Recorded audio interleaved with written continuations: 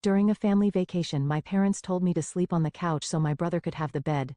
I smirked and said, "That's funny, because I booked the penthouse suite." Their faces dropped when the hotel manager announced. Growing up, I learned one thing very quickly: my younger brother Ryan could do no wrong.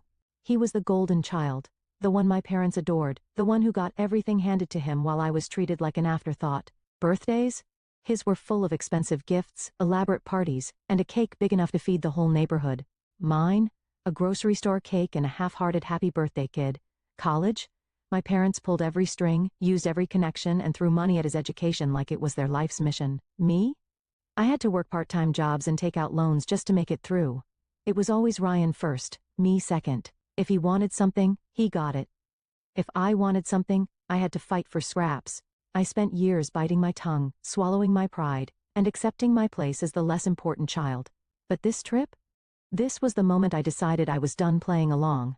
It was supposed to be a family vacation to New York City. My parents were the ones who planned it, which meant, of course, that Ryan's needs came first. He got to choose the activities, the restaurants, everything. I was barely even consulted. And honestly, I wouldn't have even gone if I hadn't overheard my parents talking one night. "We don't have enough to book the suite," my mom had said. "Then we'll just put him on the couch," my dad replied, not even bothering to say my name. "Ryan needs a proper bed." That was the moment something inside me snapped.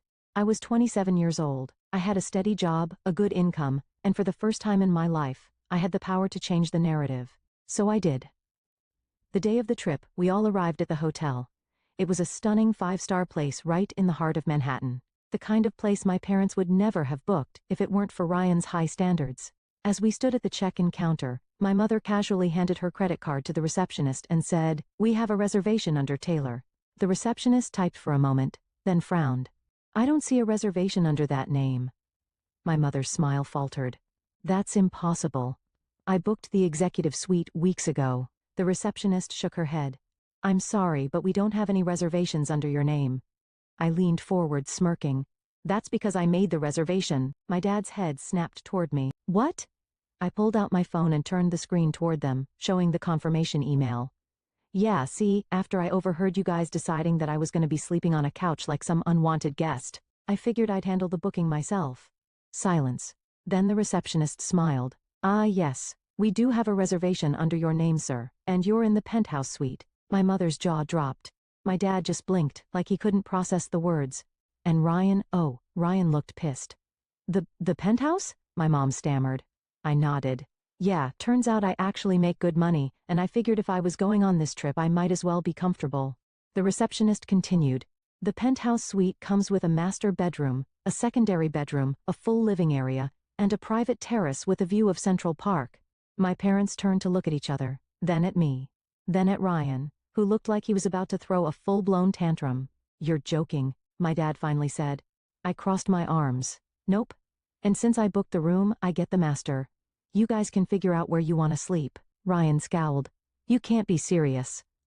"Oh, I'm very serious," I said, enjoying this way too much. My mom tried to regain control. "Okay, well, we'll just put an extra bed in the master and Ryan can," I laughed. "Oh, that's cute." "No. No one is sharing my bed.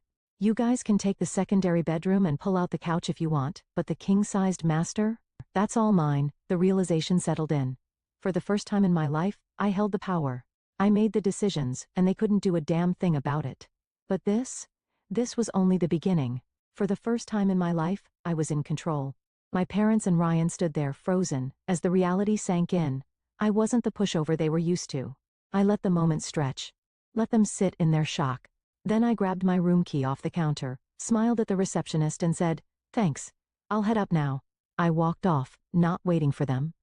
Not asking if they needed help. And damn, it felt good. The penthouse suite was everything. Floor-to-ceiling windows with a view of Central Park. A massive living space. A full dining area. And the bedroom? Glorious. King-sized bed, plush pillows, a bathroom bigger than some apartments. I dropped my bag, kicked off my shoes and sprawled across the bed, stretching out like I owned the world. Then came the knock, sharp, impatient. I already knew who it was. I took my time answering. When I finally opened the door, Ryan stormed in first, my parents right behind him. "You can't do this," Ryan snapped, like a child who just had his favorite toy taken away. I leaned against the wall, arms crossed. Do what? Take the best room, my mom said, looking personally offended. You know Ryan has trouble sleeping in small beds. I stared at her. That sounds like a Ryan problem. My dad huffed. We're a family. We should be staying together. Oh, now we're a family? I let out a dry laugh. Funny, I don't remember you guys worrying about that when you decided I'd be sleeping on the couch. Silence. Then Ryan scoffed. Whatever, just switch rooms with me. I raised an eyebrow. Are you hearing yourself? Come on, it's not a big deal, my dad said, stepping in. You don't even care about stuff like this. I pushed off the wall and took a slow step toward him. You're right. I used to not care, because caring didn't matter. Because no matter what I did, Ryan always came first. I looked between them. But guess what? I booked the room. I paid for it. And I do care now. Ryan glared at me. Stop acting like some big shot, you're just being petty. I laughed again. Oh, you have no idea how petty I can be. My mother sighed, rubbing her temples. So where are we supposed to sleep? I shrugged. There's a second bedroom. It only has one bed, my dad pointed out. I smirked. Yeah, crazy how that works. Ryan clenched his fists. I'm not sleeping on a couch. I shrugged again. Not my problem. They left in a fury. I could hear them whisper arguing down the hall as they dragged their luggage toward the smaller room. I enjoyed a long, hot shower in my luxurious bathroom, threw on a robe and ordered room service. Filet mignon, wine, dessert. I stretched out on the private terrace, taking in the view while my family stewed in their frustration. But I knew this wasn't over. Not with them, they wouldn't let this go. The next morning I woke up feeling like a king slept like a baby in that bed. No guilt, no regrets. Then I checked my phone. Missed calls, texts. One from my mom, we need to talk. Meet us downstairs for breakfast. I sighed. Of course. Fine. Let's see what they're plotting. When I got to the hotel restaurant, they were already seated, a full spread in front of them. Pastries, fruit, eggs, the works. Morning, I said, sitting down. My dad cleared his throat. Look, let's just cut to it. I raised an eyebrow. Go on, Mom leaned forward. We think it would be best if we rebooked a larger suite. Something that works for everyone. There it was, the manipulation. You mean, something that works for Ryan? I said flatly. She ignored that. If we pool our money, we can upgrade. I sipped my coffee. How much are you putting in? Silence. Then my dad sighed. We were hoping you'd cover it. I nearly spit out my drink. I stared at them, then let out a sharp laugh. You cannot be serious. Ryan shifted uncomfortably. It's not a big deal. You already spent money on the penthouse exactly. My money. My choice. I leaned back. If you guys want a bigger suite, you pay for it. Dad rubbed his temples. Why are you being so difficult? Why are you acting like I owe you anything? I shot back. You had no problem shoving me onto a couch to make Ryan comfortable. But the second the tables turn, it's suddenly unfair? Ryan rolled his eyes. You're making such a big deal out of this. I turned to him, my voice deadly calm. And you have spent your whole life getting whatever you want. So yeah. Maybe it's about time you learned what it feels like to be second place. Silence. Ryan pushed his plate away and stood up. Whatever. I'm not doing this. Mom sighed dramatically. I just don't understand why you're being so selfish. I let out a short laugh. Selfish? I stood up, tossing my napkin onto the table. You raised me to be the one who always compromised. Who always made room for Ryan. Who always gave up what I wanted. I shook my head. Not anymore. I turned and walked out, leaving them sitting there, stunned. But as I stepped into the elevator, my gut told me one thing. They weren't done yet. And neither was I. I thought that was the end of it. That they'd sulk for a while, complain amongst themselves, and eventually accept that I wasn't bending over for them anymore. But no, they weren't done, and I should have known better. That afternoon, I decided to explore the city alone. Walked through Central Park, grabbed coffee at a quiet little cafe, even popped into a bookstore just to browse. For the first time in a long time, I felt free. No obligations, no one expecting me to fall in line. Then I got the text. Mom, hey sweetheart, we feel terrible about this morning. Can we do a family dinner? Our treat, just to reset things. I stared at the screen. I didn't trust it, not one bit. But a part of me, the part that still, stupidly, wanted to believe they were capable of change, thought, maybe they finally understood, maybe this was an olive branch. So against my better judgment, I texted back, sure, biggest mistake of my life. The setup, they picked a high-end steakhouse near the hotel, private booths, dim lighting, the kind of place where business deals were made and rich people whispered over overpriced wine. When I arrived, my parents and Ryan were already seated, dressed up like this was some formal event. "Hey," I said slowly, sliding into the booth. Mom smiled. "We're so glad you came." Dad flagged the waiter and ordered a bottle of wine. Ryan was quiet, stirring his drink with his straw. Something was off. I could feel it. Dinner started out normal, small talk, forced laughter. They acted nice, overly nice, too nice. Then, halfway through the meal, my dad cleared his throat. "So, we had a little chat with the hotel." My stomach dropped. Mom gave me a tight smile. "Turns out, there was a mix-up with your reservation." I set my fork down. "What?" Ryan finally spoke. "Yeah, apparently the hotel accidentally overbooked the penthouse suite." I narrowed my eyes. "That's funny. I didn't get any calls about that." Dad shrugged. "Well, they called us since we originally planned the trip. They said they could move you to a different room, one that's more reasonable. And just like that, I saw it. The trap. They lied to the hotel. Told them I wasn't supposed to have that room. Probably said it was a mistake or that I booked it by accident." I let out a slow breath. "You manipulated the hotel." Mom reached for my hand.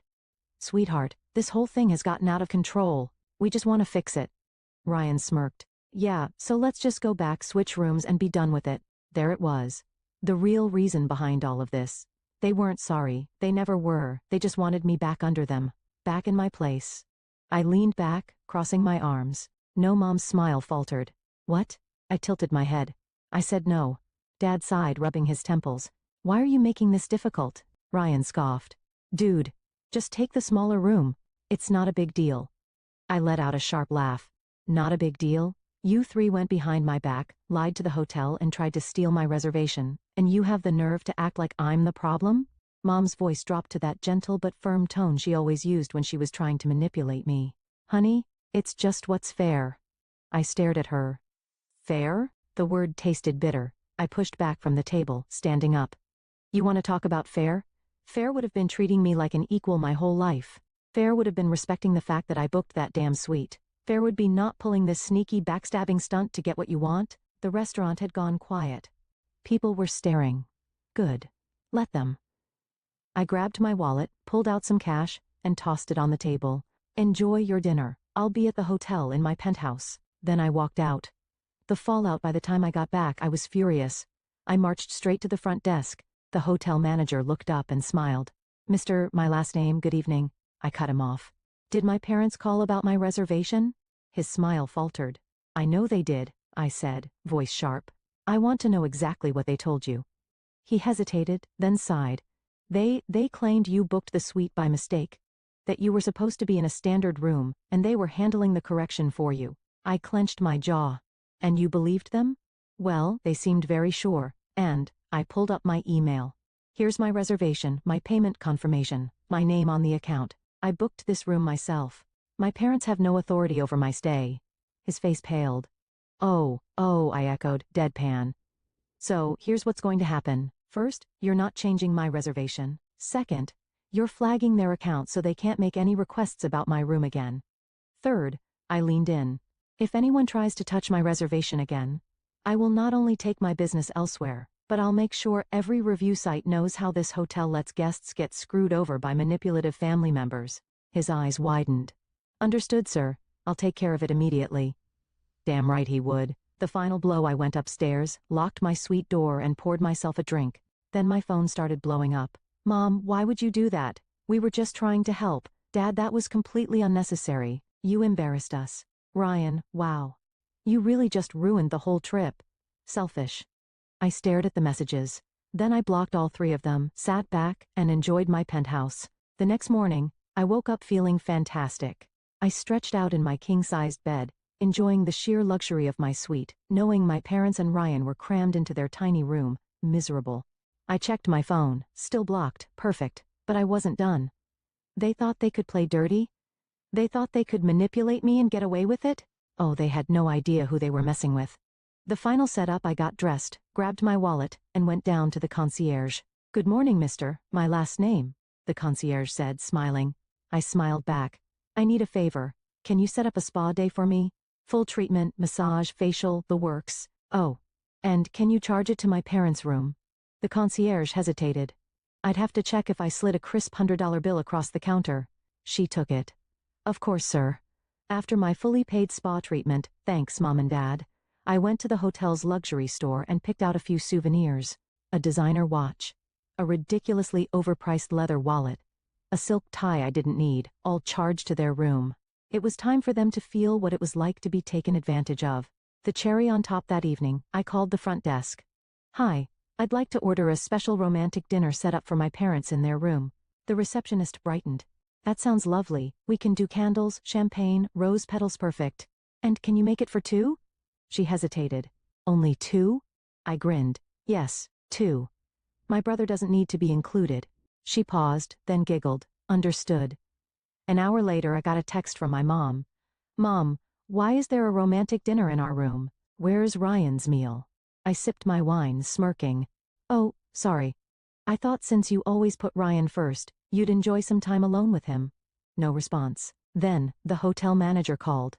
Mister, my last name, your parents are at the front desk demanding an explanation for the charges on their room. I grinned. Tell them I hope they enjoy their treats. Oh, and make sure they can't reverse the charges. After all, they told you they were handling my room situation, right? Silence. Then, the manager laughed. I'll take care of it, sir. The breaking point that night, I relaxed on my private terrace, enjoying the skyline view, when I heard a furious knock at my door. I knew who it was. I took my time answering. When I finally opened the door, my parents stood there, livid. Ryan hovered behind them, sulking. What the hell do you think you're doing? My dad snapped. I leaned against the doorframe. Oh, I'm just treating you guys the way you've treated me my whole life. My mom's face went red. You charged thousands of dollars to our room. I smirked. Oh, don't worry, you're handling it, right? My dad's fists clenched. This is childish. I shrugged. So was lying to the hotel and trying to steal my room. So was always putting Ryan first. I crossed my arms. Now, you know what it feels like, Ryan muttered. This is insane. I looked right at him. You think this is insane? Try being the kid who was always second place. Try watching your brother get handed everything while you're left with nothing. I took a slow breath. You guys built this mess. I'm just making sure you finally live in it. They stood there, speechless. Then I smiled, stepped back, and started closing the door. Enjoy your tiny room. Click, door locked. The aftermath: the next morning, my parents and Ryan left the hotel early. Didn't even say goodbye. I stayed my full trip, completely unbothered. When I checked out, the hotel manager grinned. Your parents looked very unhappy when they left. I smirked. Good. Then I handed him another tip for making sure my room was never touched. Final thought: my parents and Ryan haven't spoken to me in months. Best silence of my life. And the best part? I still have the designer watch I made them buy me. And every time I wear it, I smile. Because for the first time ever, I won.